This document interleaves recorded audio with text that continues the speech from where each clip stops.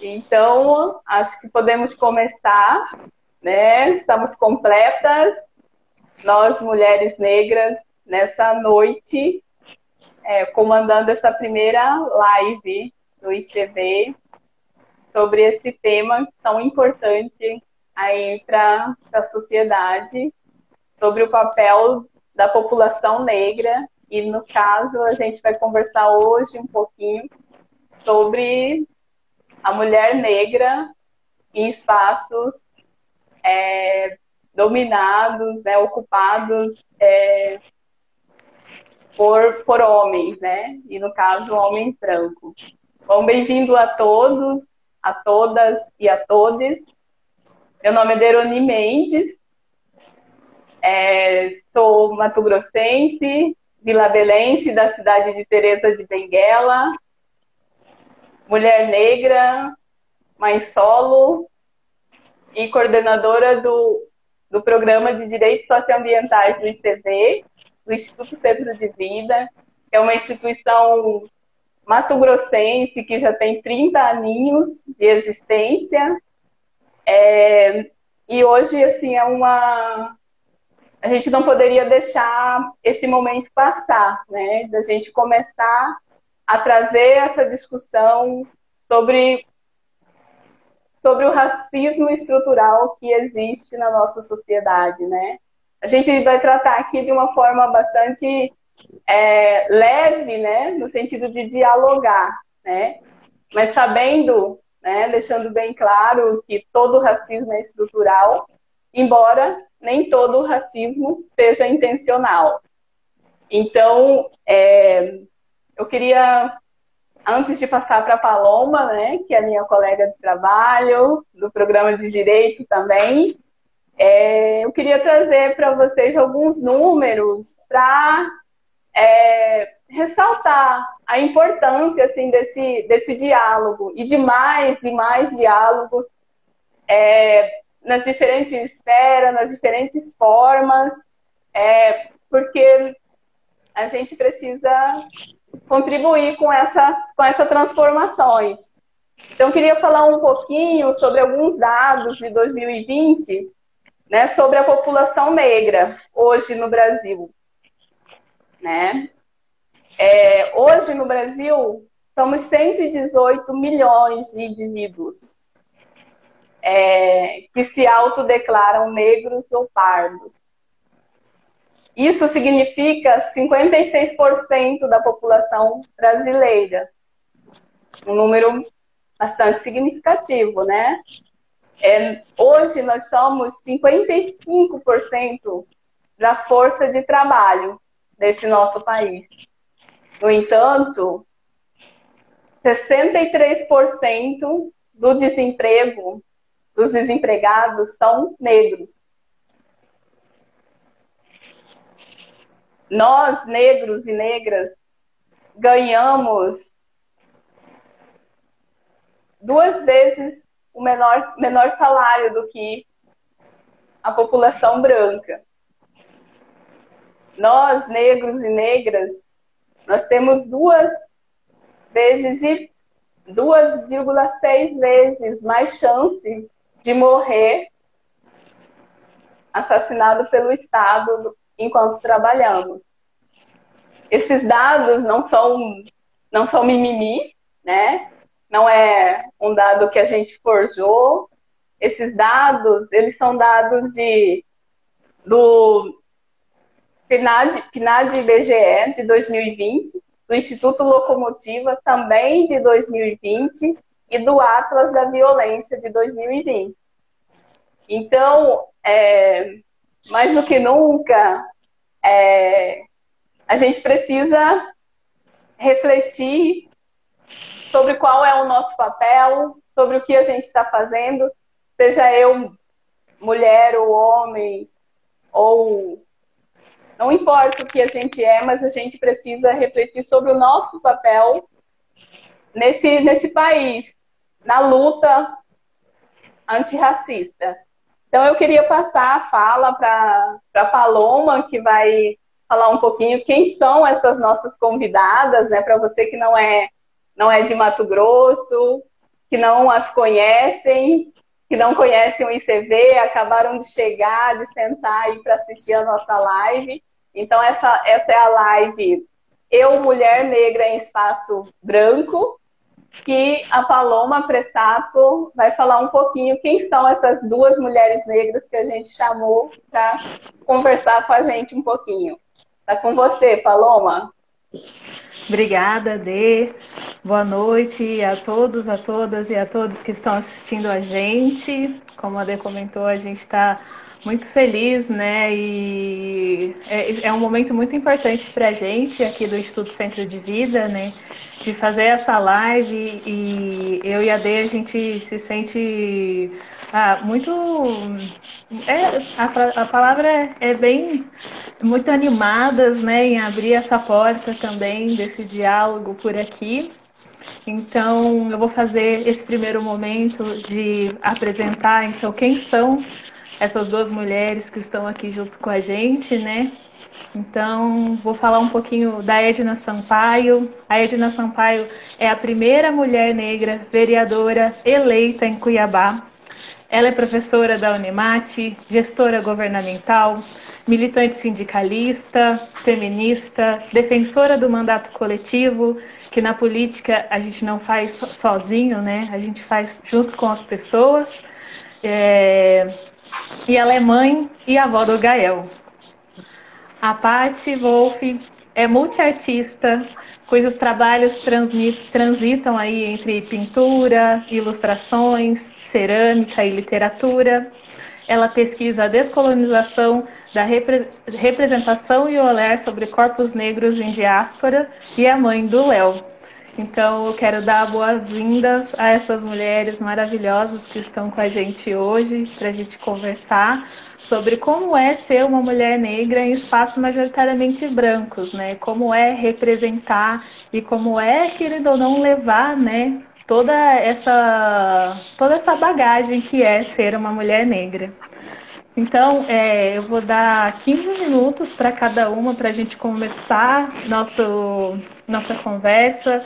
Vou abrir primeiro, então, a fala para a Edna, conversar com a gente como que é para ela, né, e como que foi toda essa construção da militância dela, para ela chegar como vereadora aqui em Cuiabá, sabendo de toda essa conjuntura nacional que a gente tem, né, então, queria que ela contasse um pouquinho para a gente como é ocupar esse espaço. E depois, queria que Paty também contasse como é ser aí uma artista aqui em Cuiabá, né? Que a gente sabe que nacionalmente as artes não brancas, né, vêm ganhando um espaço, mas a gente sabe que também a gente vive aqui em Mato Grosso e que as coisas são um pouco diferentes por aqui, né? Então também queria ouvir um pouquinho de você. Primeiro eu vou abrir a palavra para a Edna e aí depois eu vou avisando um pouquinho aí quando tiver para terminar os 15 minutos e aí a gente passa para a Paty. Então, muito obrigada. Pode estar com você, Edna. Oi, Paloma. Muito prazer estar aqui com você. A Paty também, prazer, Paty. Bom, de um assunto muito complicado, né? Um assunto muito, é, quando a gente fala de... Edna, Oi. desculpa te cortar, mas o seu áudio tá picando um pouquinho. Eu acho que é por causa... Eu vou colocar em cima de outra coisa aqui para ficar mais rígido e assim. Melhorou? Tá. Acho que sim. Estava numa coisa meio almofadada, tá descendo. Eu estou no celular. Uhum.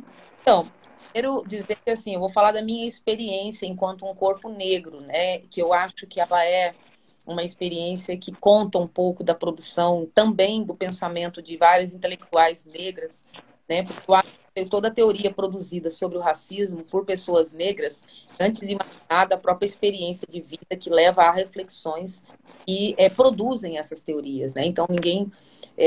como também a questão da mulher, né? Ao fazer teoria, nós estamos falando sobre nossa própria condição, somos nós mesmos, né? Nós somos os nossos objetos de análise, de produção do conhecimento, porque é esse corpo negro, esse corpo de mulher que transcende ou atravessa toda a história e constitui uma compreensão sobre o ser e estar no mundo sendo uma pessoa negra, especialmente sendo uma mulher negra. Dizer que a gente não nasce sabendo que a gente é negro ou negra. Esse é a primeira coisa que a gente se depara depois de muito tempo, né? Primeiro a gente nasce achando que é uma pessoa, né? E que é uma pessoa absolutamente igual a qualquer outra pessoa. No meu caso, eu tive uma família que tinha muitos problemas familiares, obviamente. Eu venho de uma família muito pobre e isso também eu estava inserida na condição que a maioria do povo brasileiro vive hoje. Mas nunca me faltou amor na minha família. Nunca me faltou afeto, nunca me faltou razões para eu crescer sendo uma pessoa autoconfiante, né? Então, sempre fui uma criança muito inquieta, ativa, participativa. E foi assim a minha vida inteira, a minha história toda de vida. Minha mãe era professora na escola onde eu estudei meu ensino fundamental. Então, isso me dava alguns privilégios que fizeram com que eu demorasse um pouco mais para perceber que eu era preta, né? Porque isso não fazia nenhuma diferença para mim, né? Mas foi na escola que eu fui percebendo, mas eu acho que demorei para entender. Embora eu sofresse o racismo, eu demorei para entender que aquilo era racismo, né? Aliás, eu demorei muito para entender. Eu acho que eu entendi mesmo, de forma bem clara e nítida, quando eu fui mãe, pela primeira vez. E aí, a condição do mundo, da experiência que meu filho ia ter, era algo que me fazia sofrer. E esse foi o primeiro momento da minha vida que eu realmente me defrontar com o racismo como um problema na minha vida. Porque, de certa forma, o racismo é algo tão doloroso, mas tão doloroso, que como a gente não nasce sabendo que nós vamos enfrentar uma sociedade racista, a gente só nasce e toda criança quer ser feliz ou procura nas brincadeiras, nas formas de afeto, a sua própria realização e felicidade, né? A gente acaba passando pela vida um pouco se esgueirando, se escondendo disso que é o racismo. Porque num primeiro momento, o racismo é uma compreensão de mundo muito infeliz e muito dolorosa para nós, né? E num primeiro momento, antes que a gente tenha consciência do que significa ser uma estrutura social, o racismo, ele bate muito fortemente na nossa condição individual. Então, é como se ser preto fosse uma culpa nossa. É como se ser preto fosse algo que é pessoal, personalíssimo, que nos desqualifica diante dos outros, né? Então, eu acho que isso é especialmente terrível durante a adolescência. Mas eu acho que, porque eu também fui criada numa família que nunca processou o racismo como um problema, que incorporou a ideia da miscigenação, incorporou a ideia do embranquecimento como um fato natural, como um fato que era importante, era desejável, né? Tanto que todos os meus irmãos se casaram com pessoas brancas, né? Com pessoas não negras. Então, eu fui a única que me casei com pessoa negra, né? Que também construiu comigo, no meu companheiro, uma história da consciência sobre que corpo que é esse. Porque também, quando nos encontramos, a gente não tinha clareza sobre isso. E talvez ele menos do que eu, porque eu apresento mais traços negroides, né? Meu cabelo, meu nariz, né? O tom da minha pele, né? Acho que tudo isso também se apresenta na relação social com os outros, né? Mas eu acho que pelo fato de eu nunca ter, de fato, enfrentado a questão do racismo como algo objetivo na minha vida, era sempre aquela dor marginal que eu sentia, eu acho que isso me fez adentrar espaços de brancos quase como uma decorrência natural do meu perfil, né? De ser uma pessoa mais comunicativa, de ser uma pessoa mais interativa, de ter um perfil de liderança desde criança. Então, eu era aquela menina que liderava as brincadeiras, né? Na escola, eu era aquela pessoa que também liderava. Então, eu sempre fui, desde criança, uma pessoa com perfil de liderança, né? E isso, na verdade, sem que eu soubesse, isso ia me trazer mais problemas ainda em relação ao racismo. Porque quando se é preto, você descobre que certas características que são qualidades na pessoa não negra são defeitos na pessoa negra. né? Então, quando você... Eu nunca entendia, por exemplo, por que as pessoas me chamavam de metida. Ah, aquela neguinha metida. Inclusive, quando eu entrei na universidade, uma professora chegou de falar que eu era uma negra de nariz empinado. Tipo assim, o fato de eu ter constituído uma percepção de mim mesma positiva entrava em confronto com a ideia que os outros tinham sobre os corpos negros, né? Então, essa coisa, esse conflito que me doía, ele foi um conflito tomado como pessoal por muito tempo. Então, eu sempre achava, e sempre adentrando os espaços brancos, né? E eu não percebia que eu estava fazendo isso. Porque, para mim, quando eu era criança, a coisa que eu mais sonhava e desejava na minha vida era superar a pobreza. Porque eu achava extremamente violenta aquela condição que eu me encontrava. Eu venho de uma família desestruturada, meu pai meu pai é alcoólatra. Então, nós tivemos muitos problemas familiares durante muitos anos da minha vida, até o meu casamento. Meu pai, ele tinha prática de embriaguez, né? E isso trouxe muitas violências para minha família, muitas que me destruíam por dentro, né? E são as condições de milhares de pessoas negras no Brasil, né? Então, quando eu passei, a primeira, então, nessa coisa de não querer ficar na pobreza, que é uma coisa assim, gente, não dá para uma pessoa viver num mundo como esse, numa condição como essa, em que você não consegue nem ter o absorvente higiênico para utilizar durante seu período menstrual. Essa era a minha realidade. Em que você, para estudar, naquela época, precisava decidir se você comprava 1 quilo de carne ou o material escolar que estava precisando, mesmo estudando numa escola pública, na escola técnica, né, na minha adolescência. Então, aquela situação, para mim, sempre foi muito cômoda. Então, eu pensava sempre, casando, né, eu pensava sempre que eu não poderia deixar meus filhos passar por uma situação. A coisa que eu fiz foi entrar numa universidade. E a universidade, na época que eu estudava, era um espaço de branco. E eu sempre tive problemas com o meu perfil, com a minha liderança, com o meu jeito de ser mais atrevido, mais ousado, de falar as coisas, de me apresentar para os debates, de não ter medo de falar o que eu penso. Então, isso vinha sempre na forma de antipatia. E eu sempre ficava com aquela sensação de culpa, que as pessoas não gostavam de mim, que as pessoas me hostilizavam, porque eu tinha um jeito errado de falar com as pessoas. Porque meu jeito era talvez muito agressivo, porque de repente aquilo que eu tinha falado eu não deveria falar. Então eu vivi com a culpa pessoal por anos e anos e anos, porque achava que o comportamento de algumas pessoas em relação a mim era um comportamento que dizia respeito simplesmente ao meu jeito personalíssimo de ser.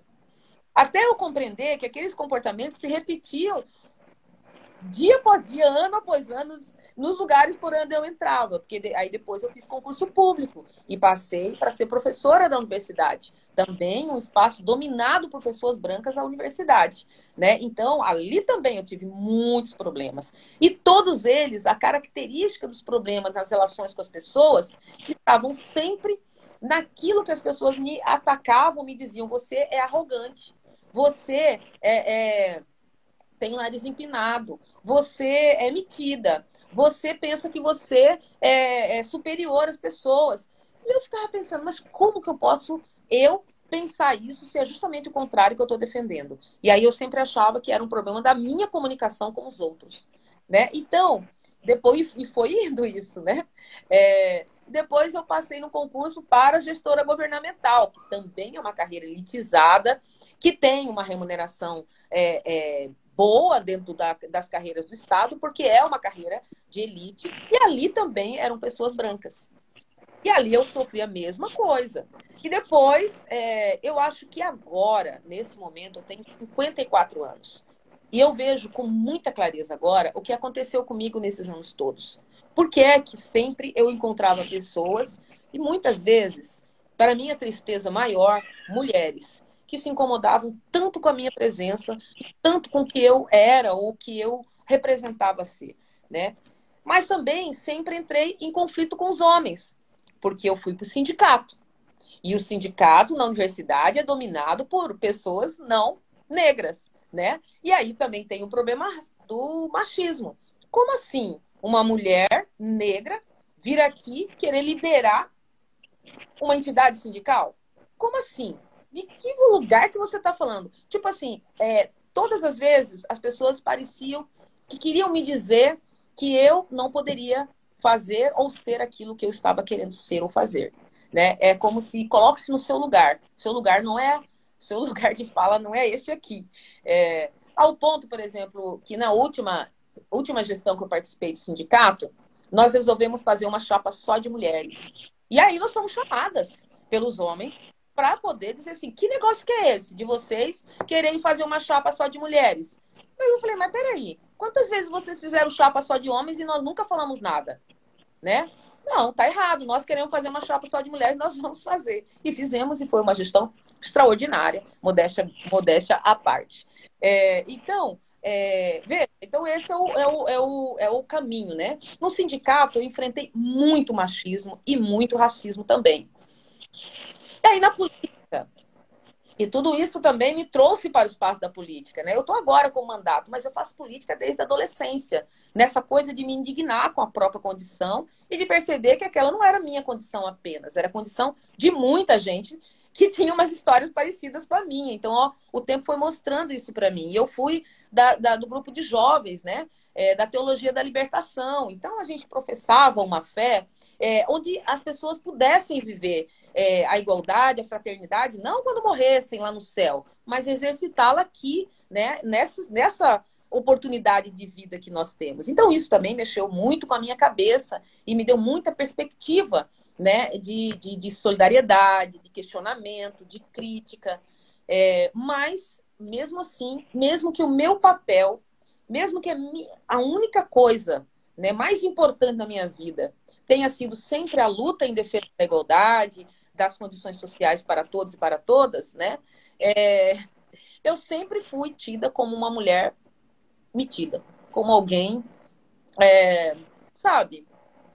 E assim, e agora na Câmara dos Vereadores, outra coisa que hoje, presenciando as violências que eu sofri na Câmara dos Vereadores, até agora, nesse primeiro ano de mandato, eu vejo que também havia um outro elemento, para além da questão de definir o corpo negro e de mulher como alguém pretensiosa, arrogante, porque tem a capacidade de fazer o debate, porque enfrenta, porque discute, porque não aceita qualquer argumentação e se coloca como protagonista, também tem um outro elemento que eu comecei a perceber vindo para a política eleitoral, que é o elemento de desqualificação da mulher, mas também do povo preto, que é aquela ideia de que essa pessoa, ela não é confiável. Ela está armando alguma coisa. Então, sempre aquela comparação de que uma mulher negra que se atreva a fazer ou a ocupar esse espaço que não é para ela, ela só pode ser uma pessoa muito ardilosa. Então, esperem dela a qualquer momento que ela saque do seu ardil e que nos derrubem a todos aqui. Por isso, antes que ela faça isso, vamos tomar algumas providências contra ela. E é isso que eu tenho vivido na Câmara Municipal, né? O racismo e o machismo, que inclusive, num determinado momento, eu fui obrigada a dar queixa, né? Abrir um boletim de ocorrência contra um colega vereador, porque, de fato,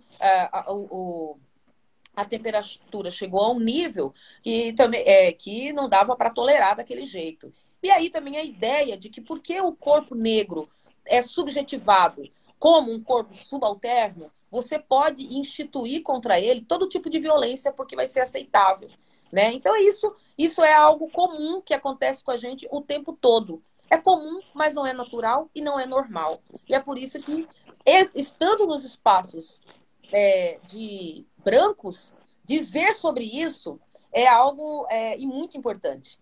A outra coisa que me parece muito interessante, aí também quero entrar na questão do porquê que o racismo é algo estrutural. Eu sou uma mulher bem-sucedida e falo isso com muito orgulho, né?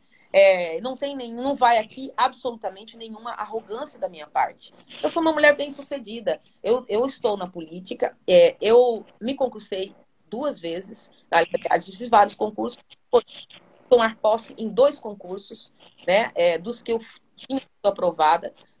Então, eu tenho como trabalhadora assalariada a minha garantia do direito ao salário mensal. Então, nunca tive uma situação em que eu dependesse de terceiros para poder manter a minha sobrevivência ou coisa parecida. E isso é outro elemento extremamente incômodo. Porque aí quando você fala desse lugar que você não é uma coitada, você não está ali falando do racismo como uma coitada. Você está ali falando do racismo como algo estrutural. Então não é uma questão contra mim, contra a minha pessoa. É contra uma coletividade de pessoas que, como eu, apresentam traços de um povo que foi escravizado por quase 400 anos e que a branquitude morre de medo da gente se levantar e ocupar os espaços que são deles, por construção e por apropriação histórica.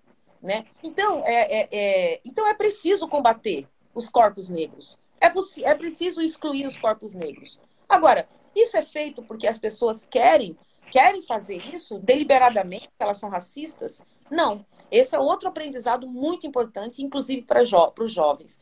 Porque quando a gente percebe o racismo, quando a gente se vê negro ou negra, e se ver negra não é uma questão de nascer negro ou negra, é de se conscientizar da sua condição enquanto um sujeito histórico, a primeira reação é de absoluta prostração, destruição, baixa autoestima e algo que parece que a gente não vai conseguir sobreviver à ideia de que tudo que a sociedade construiu de positivo é o contrário do que nossos corpos representam. Tudo que a sociedade construiu de negativo, inclusive na língua portuguesa, nas coisas mais banais, como, por exemplo, a ideia de denegrir alguém, né? Ou seja, de tornar alguém negro, todas as palavras, todas as subjetivações foram construídas para negar os corpos negros, para excluir os corpos negros. Então, vocês imaginam o que significa para uma criança negra, desde a mais tenra idade, esse tipo de... Então, é você viver numa realidade onde o mundo, o chão não te pertence. Onde você flutua e você, de alguma maneira, tem que se agarrar em alguma coisa para você se manter íntegro na sua humanidade. Né? Porque o que a sociedade racista faz conosco é nos desumanizar, especialmente as mulheres negras. Porque as mulheres brancas, e por isso o feminismo negro tem uma grande contribuição para compreender que o machismo ele não se manifesta da mesma forma que se manifesta com os corpos brancos e com os corpos negros. Enquanto os corpos brancos das mulheres são tidos como frágeis, como delicados, como belos e objetos de enfeitar a vida da sociedade, dos espaços onde elas estão, os corpos negros das mulheres negras são os corpos que aguentam todo tipo de pressão, todo tipo de subjugação, todo tipo de trabalho, de superexploração, e porque nós somos consideradas mulheres fortes. Né? É verdade que nós somos fortes. A natureza social, e não a natureza biológica, que é uma natureza racista e opressora, nos exigiu a força para que a gente pudesse nos levantar e chegar onde nós chegamos até agora. Mas eu vejo... Edna, já está terminando o tempo, né? tá, na verdade já terminou, se você puder concluir. Obrigada. Tá, já vou só concluir. Então eu vejo que a única forma da gente poder enfrentar o racismo institucional, que não é consciente, gente.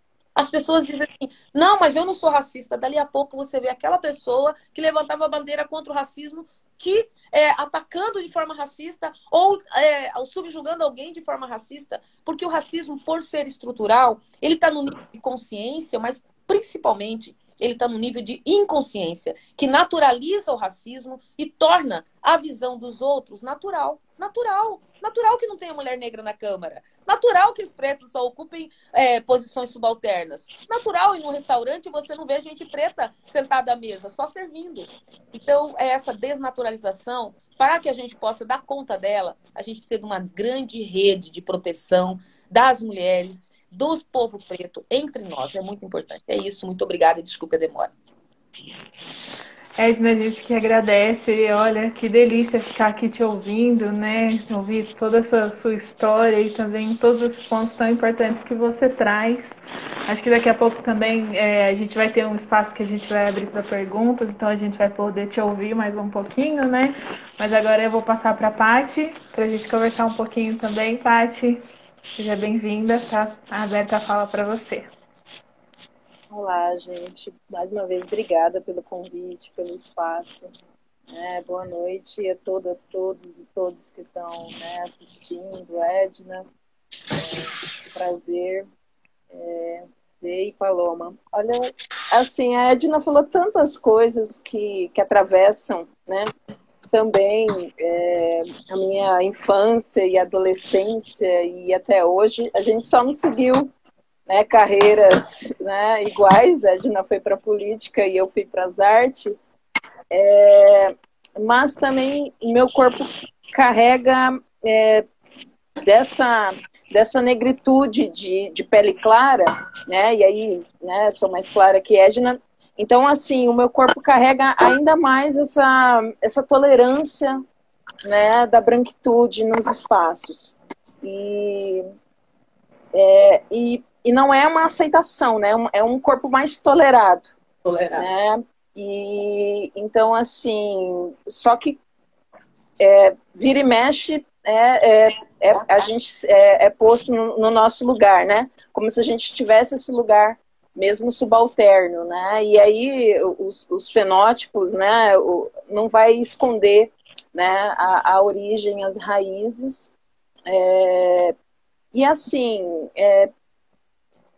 pensar que também faz pouco tempo que eu me descobri negra, né? Essa questão da construção, que eu era só uma criança, depois só uma adolescente, né? Que a gente só quer ser feliz, né? Que a gente só quer ser, né? Viver. Só que a gente vai descobrindo certas coisas que vão, né? Certas dores que vão atravessando a família da gente, né? E aí, como até a Edna colocou uma questão que eu nunca tinha pensado, mas assim, depois a gente começa, né, a pensar das escolhas até dos nossos pais, dos casamentos, né? A família toda do meu pai, né, negra de pele escura, né? A família da minha mãe é branca. Então, assim, a gente começa talvez a perceber, talvez o porquê de algumas escolhas também, visto o agora, né? Algumas falas racistas mesmo dentro da família negra, né? No sentido, essa coisa mesmo de embranquecer a pele, né? De não nascer com o cabelo ruim, né? Eu ouço por parte, né, da família ainda, isso dói muito e o quanto isso não é perceptível dentro da família, né, sabe, eles não param para analisar o que estão falando, né, falando contra si mesmo, né, contra esse corpo, né, negando a sua negritude, porque o racismo dói, né, e eu vi quantas vezes doer, principalmente no meu pai, né, em casa, de episódios, por exemplo, da minha mãe ir comprar com o cartão dele, ninguém nem perguntar nada, e ele ir pedir em documento, não sei mais o que, o cartão era dele, sabe, assim, minha mãe ia tranquilamente com o cartão dele no mercado, sabe, assim, então, na época a gente nem para pensar naquilo, né, minha mãe chega e conta esse episódio, a gente tá, né, mas depois você começa a analisar tudo, né, cada episódio pequeno desse, como vai, né, constituindo esse panorama, né, dentro da família. E também de pensar sobre o espaço acadêmico, né, eu sofri muito com o machismo e uma certa hipersexualização do corpo, né, na época da faculdade, ali com aquele corpo, né, no sentido assim, desse padrão, um pouco mais padrão, né, de você, do que se coloca, né, no mundo de você, e aquilo, eu sofri muito assédio, né, dentro da faculdade, e eu fico pensando desse corpo, que vai me atravessando tantos pensamentos aqui, desse corpo mulato, hipersexualizado, né, também dessa coisa dessa altivez, né, de falar, de ser contundente, Edna, eu também sempre tive, né, desde a quinta série, que eu sempre tomo ali à frente, essa coisa de você sempre algum professor te olhar atravessada porque você está se exaltando, e não, você só está se colocando, você está, né, uma postura um pouco mais de liderança, e você está, né, se sobressaindo, está então está sendo muito altiva, né? Então, sempre estudei em escola da periferia, sempre escola pública, e assim a gente vai olhando para esse passado, né? E um passado que assim, reflete muita coisa, né? Até hoje me faz pensar esses caminhos que eu tomei, né? E aí, até pensando, né? E aí vou tomar aqui para as artes, e aí esses dias eu estava na escola José de Mesquita, uma escola pública aqui de Cuiabá, e assim, eu até estava comentando que eu nunca tive o sonho de ser artista. Porque assim, esse sonho não é fomentado numa menina negra, preta, de periferia, que, né, sonho de ser artista, jamais. E aí eu até perguntei para eles se eles tinham esse sonho, né? E aí, não é um sonho, mas muitos pintavam, dançavam, do grafite, não sei o que, sabe, assim, a galera escrevia. Então, mas esse sonho de ser artista, de estar nesse mundo, né, e aí eu fico me questionando se esse sonho também não é fomentado, muito também por aquela coisa de você não acreditar também nas potências, né, desses estudantes da escola pública, de você não acreditar nessa criação, nessa criatividade, nesse fazer. Porque quando a gente faz arte, a gente está criando, a gente está imaginando. Então, nós mesmos estamos, sabe, fazendo aquilo. Então, sabe, concebendo, seja texto, imagem. Então, aquilo, eu estava refletindo com eles sobre isso, sobre será que essa potência que a gente tem, e aí falo enquanto, né, estudante da escola pública e de bairro periférico, será que a gente fomentado esses sonhos na gente e a gente sabe da potência que a gente tem criativa? E aí eu falo, não que todo mundo vai ser artista, mas sabe, vai ser, as profissões todas precisam de pessoas criativas e felizes naquilo, sabe, e criadoras e inovadoras, né? Eu acho que fomentar, por exemplo, a tecnologia, como não é fomentado, né? A ciência e tecnologia, como a gente vê aí, né, capengando a educação. Então, a gente, a educação pública, né, sempre sendo, principalmente, né, ultimamente, sendo ameaçada, né, sempre a universidade pública sendo ameaçada, porque esses lugares, então, que vai ser lugar de resistência. Eu, né, estudei na UFMT, estudei geografia, sou mestre em geografia também, estudei mestrado. Então, assim, numa escola pública. E eu fiz a faculdade toda, o mestrado com bolsa, eu era bolsista. E aquele R$1, às vezes, do RU, eu não tinha. Eu não tinha para comer. Eu e um amigo meu, a gente se dividia, quando um tinha, a gente sabe. E assim, eu fico pensando o quanto aquela bolsa permanência, que eu não era PIBID, eu era bolsa permanência, o quanto aquilo, sabe, fez diferença. Senão eu tinha, com certeza, saído.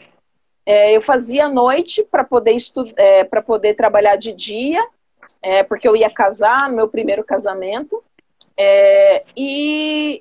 Só que no fim depois virei bolsista, né?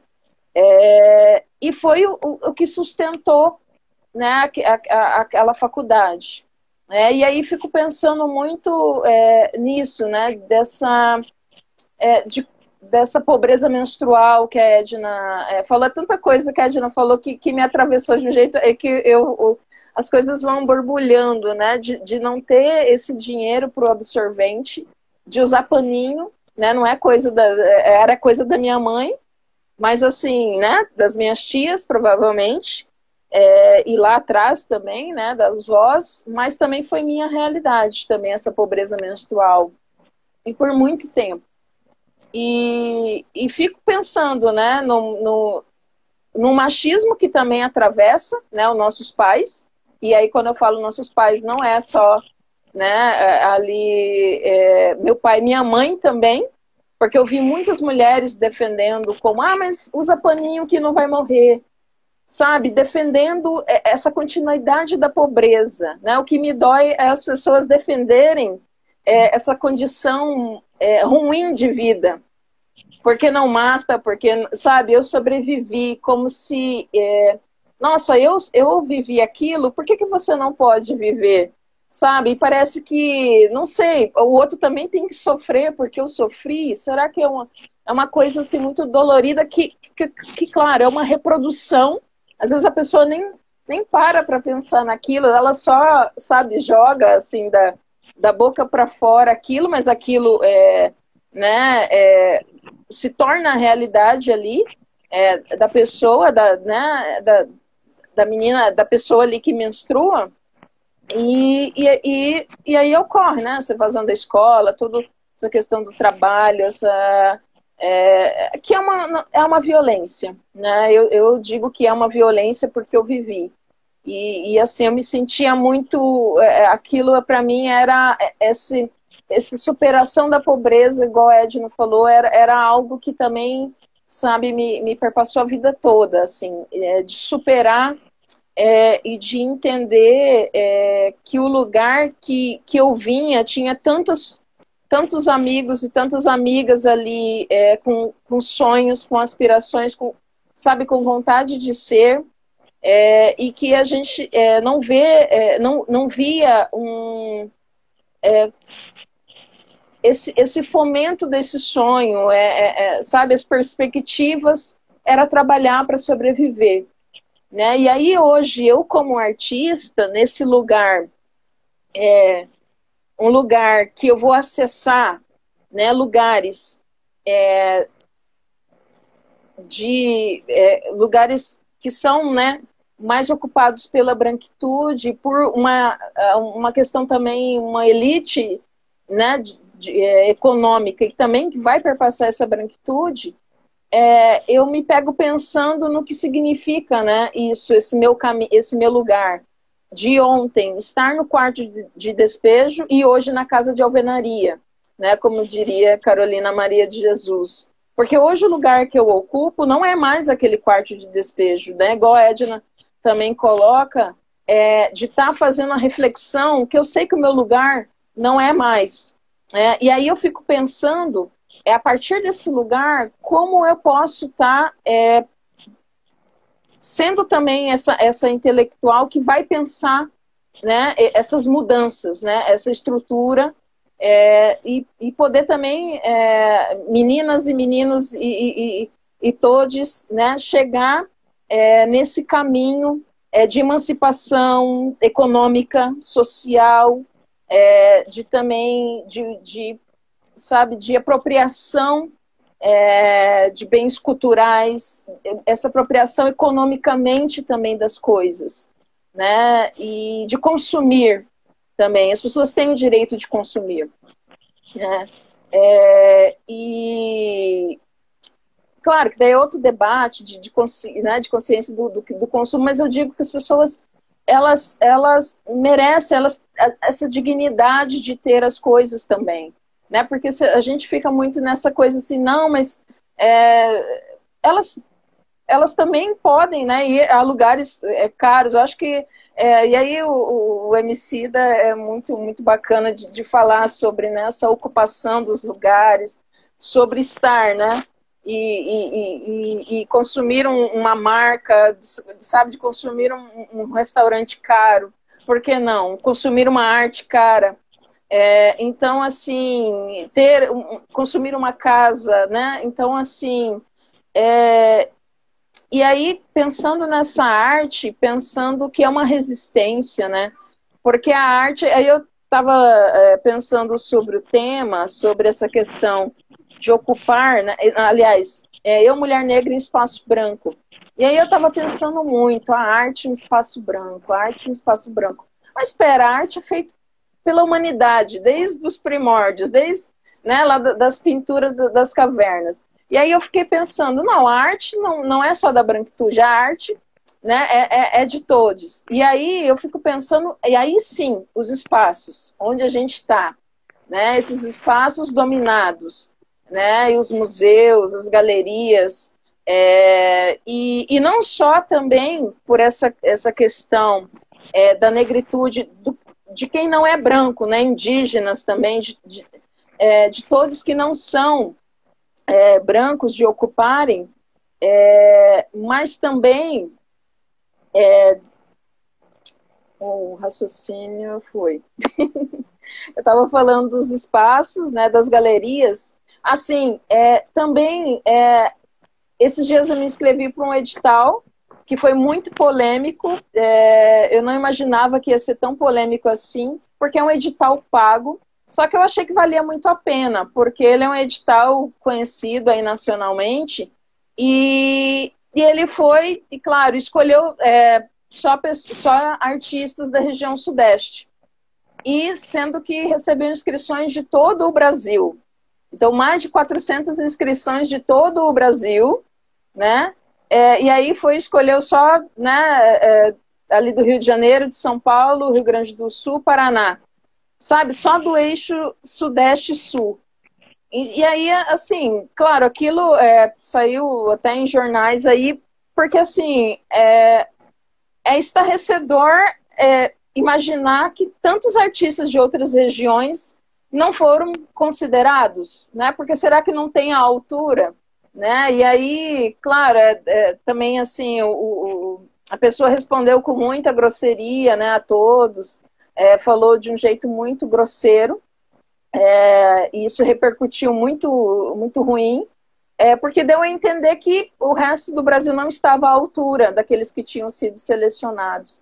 E aí a gente fica questionando muito isso, né, também, né, desse lugar, né, que a gente está, então, assim, de pensar em como acessar esses lugares, né, de poder esse regional aqui também ir para o nacional, para o mundial, né? Também fico pensando muito essa arte, né, feita por mulheres, né, mulheres negras também, de acessar outros espaços, né? A Paloma estava falando dos artistas estarem, né, mais presentes, mas será que tipo de ocupação que é essa, né, que a gente pode questionar também dos indígenas? A gente, né, eu sofri muito, né, com o encantamento do Jaider. Vou ter que falar dele aqui, porque quando eu vi, né, que ele tinha encantado,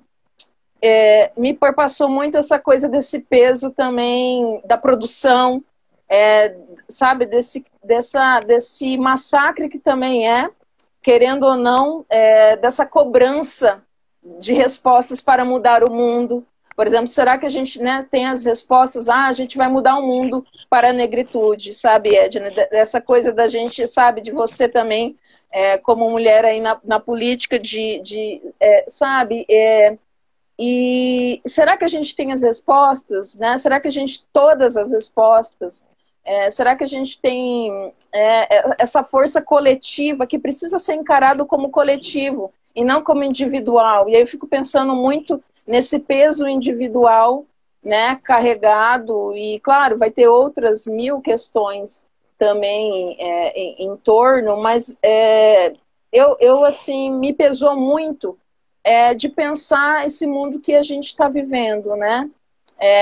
Desse capitalismo que a tudo consome, que a tudo vira um nicho, que pega, sabe, essas resistências e também quer transformar para si, para gerar, sabe, uma economia.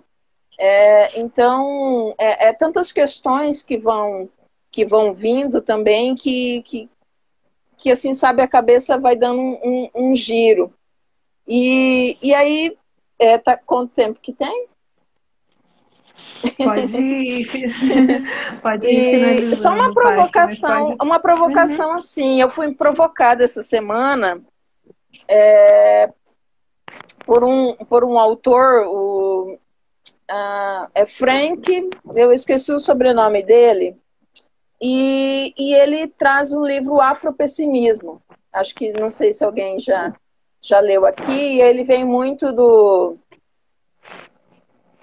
Fanon também. Ele vem muito nessa pegada do afropessimismo, E que não é só aquela coisa de, o mundo acabou, assim, essa coisa não é para o negro, não é, mas é uma teoria que vem trazendo sobre essa satisfação da branquitude em violentar, sabe, os corpos negros. E aquilo mexeu muito comigo, porque eu fui parar para ver, por exemplo, esse meu livro, Como Pássaros no Céu de Aruanda, que tem muito isso. Então, esse ciclo de violência que a gente não consegue sair desde a escravidão, sabe? Essa tortura que foi a escravidão, e aí esse autor vai falar, né, que Marx, né, Karl Marx, esteve nos Estados Unidos e ele analisando naquela época, né, lá no sul dos Estados Unidos, via que quanto mais os negros eram violentados ali, torturados, mais não tinha produtividade. Só que mesmo assim eles eram torturados, né? E então assim o prazer em torturar, e quando a gente vê a morte do George Floyd, de pisar no pescoço até morrer, aconteceu isso também com uma mulher aqui no Brasil também, né? O policial segurava no pescoço até. Então, assim, eu coloco também como essa provocação, eu vi que a Edna, mas é para pensar também, queria compartilhar com vocês, e também com a galera que tá assistindo, né, de pensar que será que é isso, que é um prazer, né, dessa violência, e não somente essa superação do capitalismo, a gente conseguirá, né, superar esse sadismo, sabe, de violentar os corpos pretos, sabe? Eu assim, tô jogando aí nessa roda, porque tá muito na minha cabeça e eu, assim, olhando o livro, olhando as artes que eu tenho feito, claro, tentando... E aí esse autor também vai falar dessa esperança, né? E aí, claro, ele também vai falar dos escravizados se levantarem, né? Que a Edna até falou, é a hora que se levantar, né? Então, assim, eu fico pensando muito nisso, né? Na verdade, é uma das questões que eu tenho pensado, né? De como curar a dor desse corpo negro. Se esse corpo negro tem cura, né? E quando, né? E o que cura esse corpo, né? E será que o afeto? Será que só o afeto, né? Então, assim, é uma questão aí também, não para a gente talvez responder, mas assim para a gente é uma provocação também de pensar que será que esse racismo é de todo, assim, eu não sei, desculpa, eu fui racista. Então, assim, o que está por trás também, né? E aí, claro, a gente teria que ir para psicologia, teria que ir para tantos, né, outras coisas, mas eu acho que é pensar o racismo que atravessa tanto esses corpos, né? Quando a gente fala de afeto, a gente recebe uma notícia, né? Tantos chacina em tal favela, igual esses dias aconteceu. Entraram lá na favela, mataram tantos corpos que não tinham nem passagem pela polícia. Mas isso eram todos bandidos, porque mora na favela. Então, assim, sabe, a gente vai falar de afeto, faz uma tela, um desenho de afeto, vem essa notícia que sabe, puxa a gente para essa realidade desse corpo em diáspora, sabe, uma permanente diáspora e permanente tortura e violência, sabe? Então, é isso. Eu deixo para vocês também que estão assistindo aí, se quiser comentar, se quiser falar, Paty, você tá... Não tô doida, porque tem mais gente pensando isso também, né? Obrigada, Paty. O Rodrigo cantou a bola aqui pra gente nos comentários, falando que o livro do afropessimismo é do Frank B. Wilderson. Aí ele cantou a bola aí, quem quiser dar uma procurada, tá aí nos comentários. Obrigada, Rodrigo. Dê, quer falar? Sim. Difícil até falar, gente. Tô bem emocionada, né? fiquei... Acho que é a realidade, né? Algumas frases que a Edna falou, né? E que a Paty colocou mais pimenta, né? Assim, nessa recordação. Eu acho que quem é negro, a gente sempre se vê na história do outro. No outro dia no shopping, uma pessoa falou para mim assim, a Cláudia falou para mim assim, a Cláudia Pinho, né? Quem é aqui de Mato Grosso conhece a Cláudia Pinho, da rede de comunidades pantaneiras, ela disse para mim assim, eu já percebi que quando uma mulher negra, num espaço que tem muita gente branca, vê uma mulher negra, ela olha e olha de novo, porque ela se reconhece e ela sorri. Você já percebeu isso? Eu falei, verdade, não sei, não tinha me tocado, mas parece que é verdade, né? Então, hoje eu passei pela rua, deixa eu interromper para você, que a menina sorriu para mim. Eu de máscara, ela estava com a máscara baixada, a gente cruzou. Aí ela também com black, assim, ela olhou para mim e sorriu. E aí eu falei, gente, assim, né? E também uma rua meio, assim, tipo assim, também essa questão da gente, né? Não tá só ali também, né? Eu acho que é muito isso, né? Assim, quando a gente ouve uma outra pessoa falando, né? É a mesma história. Não é uma história nova. É de novo essa história. E eu acho que a gente está um pouco aqui para colocar voltar numa questão que nossos filhos não precisam viver essa história, né? Essa história de se descobrir negro e ser um momento de frustração, né? De se descobrir negro e nessa sociedade racista, a gente passar para ela, né, para esse futuro que está aí, que vem depois de nós, né, para o neto da Edna, para o Léo, para a Sofia e para tantos outros que estão aí, de que ser negro nos desqualifica. Não nos desqualifica. Né? Então a gente precisa reconstruir, desconstruir esse racismo e construir algo, positivar quem a gente é, positivar o nosso corpo, positivar a nossa inteligência, o nosso fazer, o fazer dos nossos ancestrais, né? Acho que para mim, nessa fala de vocês, assim, que mexeu bastante comigo, acho que deve ter mexido com muitas pessoas que estão assistindo aqui, né? Que é um pouco quais os sonhos desse corpo negro são fomentados? Quais os sonhos são fomentados por nós negros mesmo, no outro negro? Mas para quem não é negro, quais os sonhos você fomenta naquele negro ou naquela criança negra? Porque essa luta antirracista que a gente fala, ele perpassa por isso. O racismo é estrutural, todo mundo já entendeu e assimilou isso, mas falta outra parte. Qual é o meu papel na luta antirracista, né? O que eu posso fazer? Né? O que eu posso fazer nessa luta antirracista?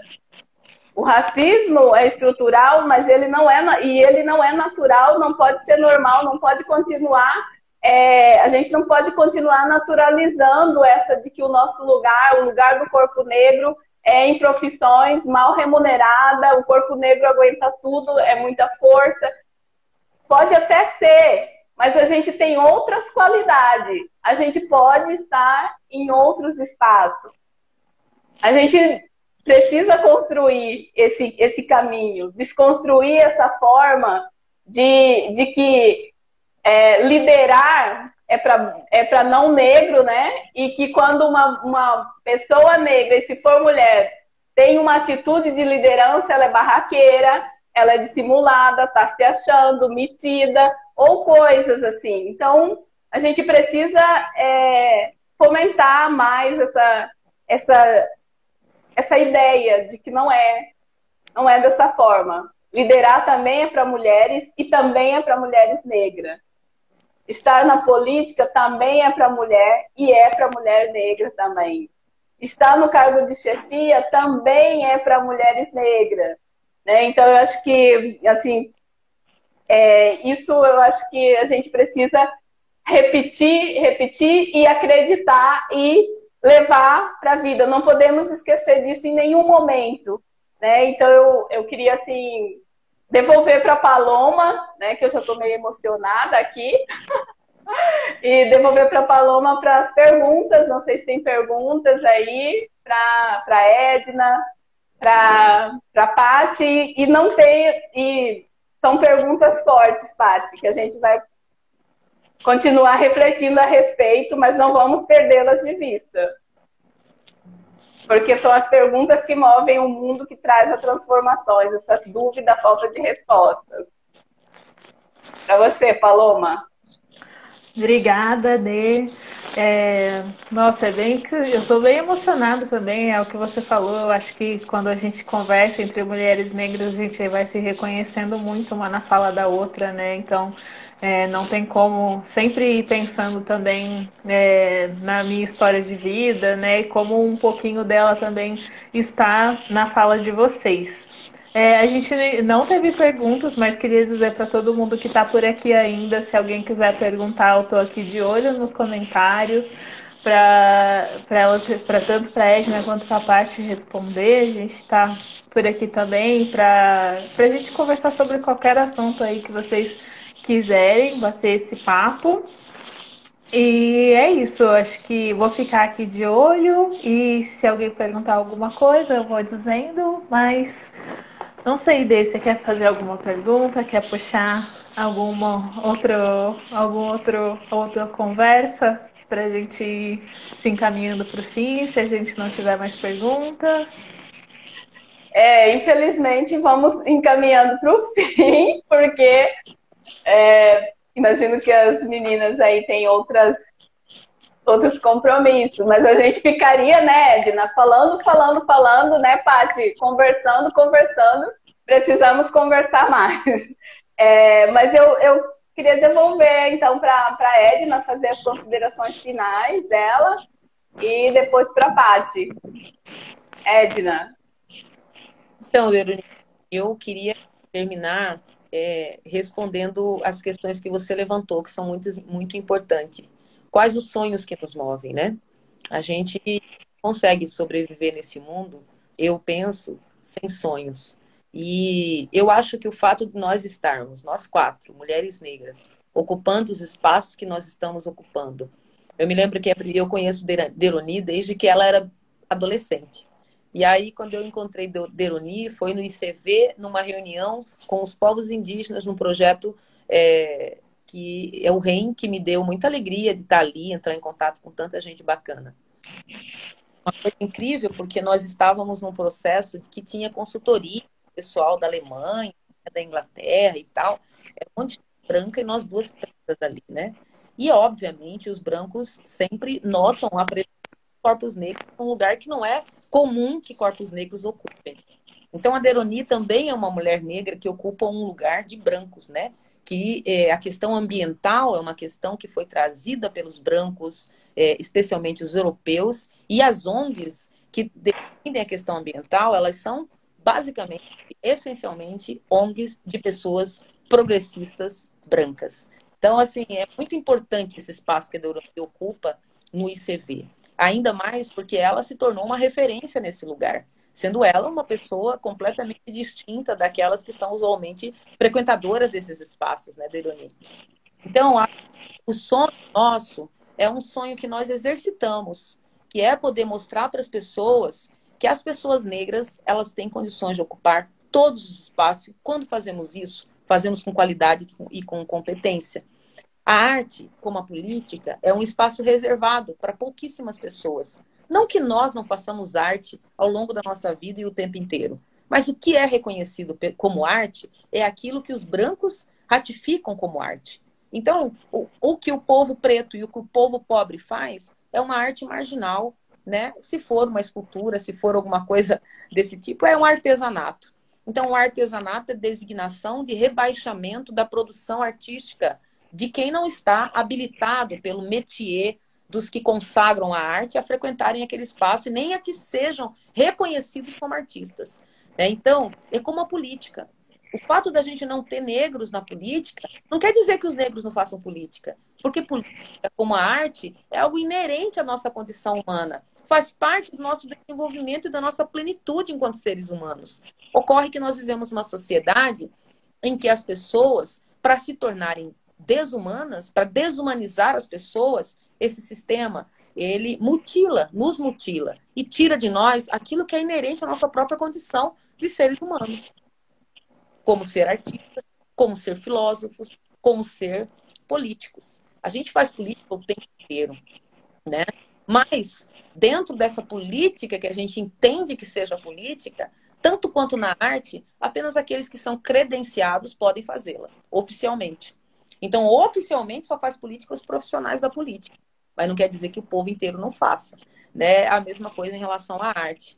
Essa forma de organizar a sociedade é uma forma que interessa aos donos do poder, a quem organiza a distribuição do poder na nossa sociedade. Porque quanto mais tira de nós as possibilidades que nós temos enquanto seres humanos, mais hierarquizados nós somos enquanto seres humanos. É por isso que os corpos negros são vítimas de todo tipo de atrocidade. No espaço da política, naturalizado como algo completamente normal. Ah, você não pode fazer nenhuma crítica para você que você já leva a sério. Eu ouvi isso, né? Então, o racismo, ele é também o racismo como o machismo, são estruturas mentais, antes de mais nada, difíceis de serem quebradas. Dificílimas. Então, a única forma que eu vejo possível a gente fazer o enfrentamento é fazer o que a gente está fazendo aqui. A Deroni está num espaço de branco. A Paloma está num espaço de branco. A Paty está no espaço de branco. A Edna está no espaço de branco. E ao adentrarmos esses espaços, nossos corpos mudam a configuração desses espaços. Nós estamos mudando? Claro que estamos, mas não estamos parados. A humanidade está sempre em mutação. Se é para melhor ou para pior, a gente vai depois saber. Mas o fato é que nós estamos mudando. E eu agradeço muito de poder ter este corpo negro como um corpo de resistência num espaço onde a participação política é completamente restrita a corpos como os nossos. E agradeço demais que os corpos negros de vocês estejam também nos espaços parecidos com os meus. Porque é assim que a gente vai construir a quebra de um paradigma, de uma visão completamente racializada que foi construída há tantos... mais de 30 anos, né? Aliás, mais de 30 anos não, são 30 anos depois da escravidão, mais os quase 400 anos em que eles tiveram que produzir uma teoria sobre o racismo, né? Porque o racismo é, antes de mais nada, uma teoria com apoio da ciência para dizer que nossos antepassados, nossos corpos, tanto de mulheres quanto de negros, eram corpos sub-humanos. Por isso que justificava uma ação violenta para domesticar os corpos selvagens. Então, corpos sem racionalidade. E nós aqui provamos que, além da racionalidade, da inteligência, de corpos negros femininos, nós também somos extremamente resistentes e capazes de continuar essa resistência. Isso é fundamental para as próximas gerações. Para a sua filhinha, Deroni, linda, maravilhosa, que você cria com tanto amor, com tanta dedicação e que com certeza vai ter melhores instrumentos e ferramentas internos para enfrentar o racismo do que você teve na sua geração. E assim que eu acho que a gente vai continuar a descendência, na insistência de sonhar, na de ocupar os espaços que nos são proibidos, para mostrar que a gente está aqui e muito mais de nós pode vir e ocupar. Obrigada, gente. Boa noite. Obrigada, Edna. Obrigada. Nossa, obrigada aí pelas Edna palavras. Responder a questão. Teve uma pergunta aqui, Edna, do Marcondes, que foi, enquanto você estava falando, eu vou aproveitar para fazer e aí depois a gente passa para a Paty. Ele perguntou como lidar com a situação da ética, entre aspas, né, em relação a uma acusação de racismo quando o ambiente é predominantemente branco.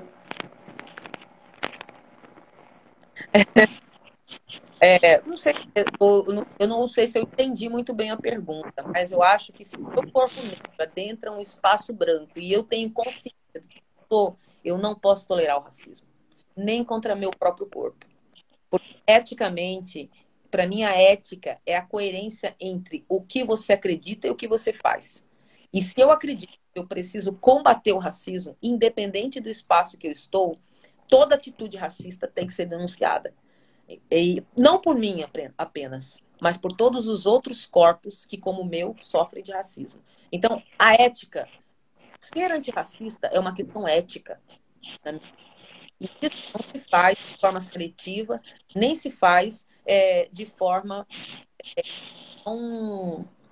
a não produzir um efeito sobre os outros corpos, que são corpos negros também. Então, eu vejo que a luta antirracista é uma luta, antes de mais nada, uma luta ética, porque nós não podemos conceber que haja uma hierarquia entre os seres humanos, onde alguns estão dispostos para uma posição de poder e de comando, e os outros têm que, obrigatoriamente, se conformar com uma posição de inferioridade, de subalternidade e de negação do seu amor próprio, porque é isso que constrói dentro de nós. O racismo constrói para dentro de nós um sentimento de ódio aos nossos próprios corpos. Nós demoramos quanto tempo uma menina leva para se aceitar negra? Quanto tempo uma menina leva para aceitar o cabelo que ela tem? Um dano psicológico, um dano emocional que não há que possa pagar. E nem há como nós estimarmos o preço que isso pesa na vida de cada preto, de cada preta que tem que enfrentar o racismo. Ainda numa idade em que não tem nenhum elemento para esse enfrentamento. Imagina, nossos filhos pequenos na escola, está provado por pesquisas que os corpos negros são menos tocados. As crianças negras recebem menos afeto dos seus professores. Por quê? Porque aqueles corpos que nada tem a ver com o racismo, com o que foi criado contra eles, tem que se submeter ao desamor ou ao desamparo. As mulheres grávidas que sofrem mais violência são as mulheres negras. Por quê? De novo, porque os nossos corpos se criam no inconsciente das pessoas uma restrição aos corpos negros. Isso tem sobre a saúde e das pessoas. Então, acho que é uma questão de ética ser antirracista. Muito obrigada, Edna. Acho que com certeza está mais que respondido. Paty, por favor, suas considerações finais. Bom, Deroni, falando de sonho, eu lembrei desse dia que eu fui, né, fazer essa fala na escola, que no final veio uma menina conversar comigo, né, uma estudante, perguntando o que ela fazia, porque ela queria muito ser artista, pintar, desenhar, fazer, né? Ter os materiais de arte, os pais dela não incentivavam, e eu fiquei com aquilo um pouco entalado, porque assim, eu percebi que também não era só uma questão, tinha essa questão dos pais não acharem que talvez aquilo né, uma perda de tempo, né? Ela devia estar se preocupando em fazer, né, outras coisas, sei lá, um curso né, para trabalhar, do que ser artista, né? E aquilo me tocou muito, e eu não sabia o que falar para ela, porque o que você, né, na hora a gente fica tão assim, porque eu me vi nela, né? E assim, de não ter condições, né, materiais, né, e para ter aquele material artístico. Então, assim, e esses sonhos, né, como que né, esse fomento, igual eu falo, esses sonhos que vão, assim, eu fiquei com muito assim, sentimento.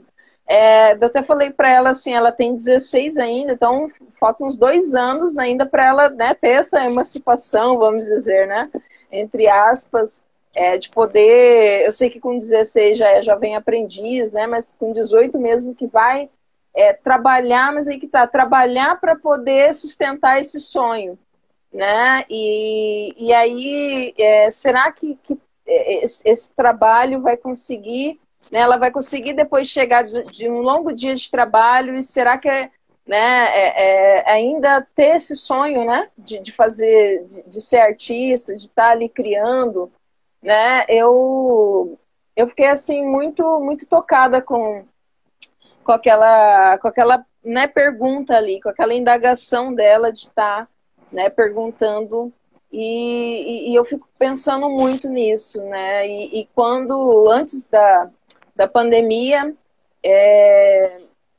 a gente, assim, um grupo de artistas levava, né, obras de arte para bairros periféricos, e a gente, né, foi para o Pedra 90, ali do Caique, de onde eu venho, a gente levava para a praça mesmo, para ocupar e para levar oficinas, né, de estar criando para essa galera, para essa juventude criar, né, também arte, né, escrever.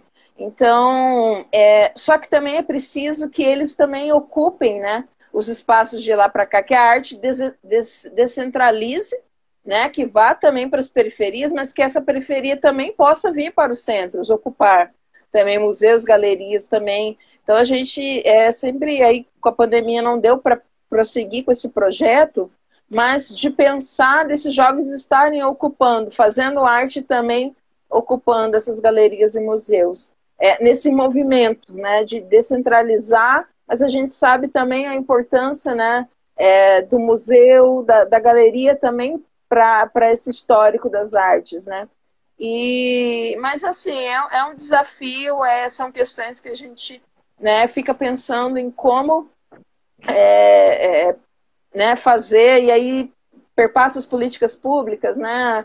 Edna está aí, né, dos fomentos culturais, o quanto de importância que teve esses editais culturais, né, que veio nesse contexto de pandemia, né, e que tomara que venham mais, não só nesse contexto mas pandêmico, mas que sabe que ele fomentou tanto, tantos eventos, festivais, tantas exposições, tantos projetos culturais muito bacanas, mas que ele também possa ser mais descentralizado e a gente, né, consiga também fomentar esses sonhos, igual dessa aluna lá dessa escola, que a gente pudesse ter outros projetos que pudessem levar materiais, quem sabe, porque assim, a vontade está lá, pulsando essa criatividade, mas também tem um meio material, a gente também precisa ser apossado desse, sabe, do físico, de uma tela, de um pincel, de uma tinta, né? Então, esse econômico vai atravessar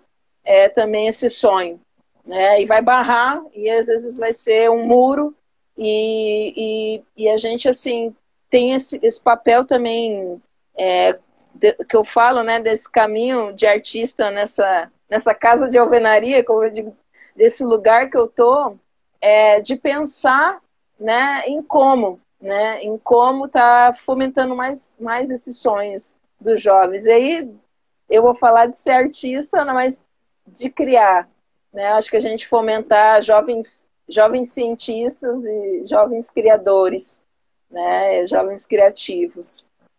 Acho que é isso. Edna caiu, mas eu queria agradecer imensamente um espaço, né? Esse é um espaço também, como a Edna bem colocou, e das redes sociais que também não fazem chegar, né, os nossos conteúdos, né, que tem que estar colocando aí nas grafias número, não sei o quê. Agora, né, a gente tem que até aprender isso, de como burlar para que o conteúdo, né, até de ativismo chegue, né, e também de imagens, né, de pessoas negras, de arte negra também chega menos. Então, sabe, até nas redes sociais, sabe, esse racismo que estrutura também até as redes sociais. A gente ainda tem que pensar isso, né, em como o nosso conteúdo chega, né? E aí eu queria fazer só propaganda, que eu fui lá aquela hora pegar o livro. Aí meu menininho, que é personagem que vai... Paty, pode falar como é que faz para adquirir o seu... Aproveitando, já faz aí, como é que faz para adquirir o livro? Bom, para adquirir, pode falar comigo aí no Insta e no privado. Pode ir também no site da editora Entre Linhas, que saiu por lá. Então, é o meu primeiro filhote, aí só falando rapidinho, né? Para quem ainda não conhece. Do edital Estevão de Mendonça, né, de literatura mato-grossense. Então, eu, como escritora revelação, então eu digo mais um fomento, né, aí do poder público, né, que maravilha poder, então, aí uma menina aí que veio, né, da escola pública, no seu primeiro livro, falo isso com o maior orgulho, de falar que a periferia é potência, né, e aí é um livro sobre o anseio de liberdade, né, desse povo negro que vive no Brasil, né, a gente sempre fala em diáspora, né, e que viveu, né, essa herança da escravidão e que vive, né, por uma luta por igualdade, né, social e de viver, né, essa liberdade de apenas viver, né, e aí ficou lindo, lindo, lindo o projeto, falar que as ilustrações são minhas, né, aí também vou dar uns spoilers aqui, tem algumas homenagens também, Carolina Maria de Jesus. Aí são contos, memórias, histórias, sobre o nosso povo, sobre o Brasil, né? Demais, Tati. Obrigada aí. Bom, o pessoal já pegou aí o contato, entra em contato com a Paty, se ficaria interessado. Tem um exemplar disponível no Imune, Casa das Pretas. Podem ir lá na biblioteca, na Afroteca. Na Afroteca. Carolina Maria de Jesus, nome da Afroteca. Exatamente. Projeto também fomentado aí, maravilhoso, né? Então, assim, muita coisa boa aqui. Com certeza, e muitos mais virão. Bom, gente, a gente está aqui finalizando, já passamos até do tempo. Agradecer a Edna, né, e a Paty. A Edna caiu, mas fica aqui o nosso agradecimento. E dizer, assim, para vocês, assim, que dessa live, para mim, fica que quando a gente é pequeno, quando a gente é criança, a gente sonha em ser feliz. Os corpos negros, né, sonham a gente só quer ser feliz. Quando a gente é jovem, a gente quer superar a pobreza. E quando a gente fica adulto, a gente segue sonhando, pensando em superar essa pobreza e desconstruir esse racismo, para que ninguém mais viva o que a gente viveu, para que ninguém mais, nenhum corpo negro possa passar o que a gente passou. Então eu queria agradecer aqui a todo mundo que persistiu aí até esse momento e dizer gratidão aí também ao ICV por esse espaço aí para a gente fazer essa live, né, Paloma? Esperamos fazer outras, né? E finalizamos por aqui, gente. Muito obrigada. E, Paloma, quer encerrar aí? Só agradecer mesmo, fiquei muito feliz, estou muito feliz. E acho que esse restinho de noite deixou meu coração muito quentinho. Então, acho que é isso. Obrigada a todos que estiveram aqui. E até a próxima, que eu espero que seja breve. Valeu, gente. Tchau. Axé, boa noite, gente. Boa noite, pessoal. Boa noite.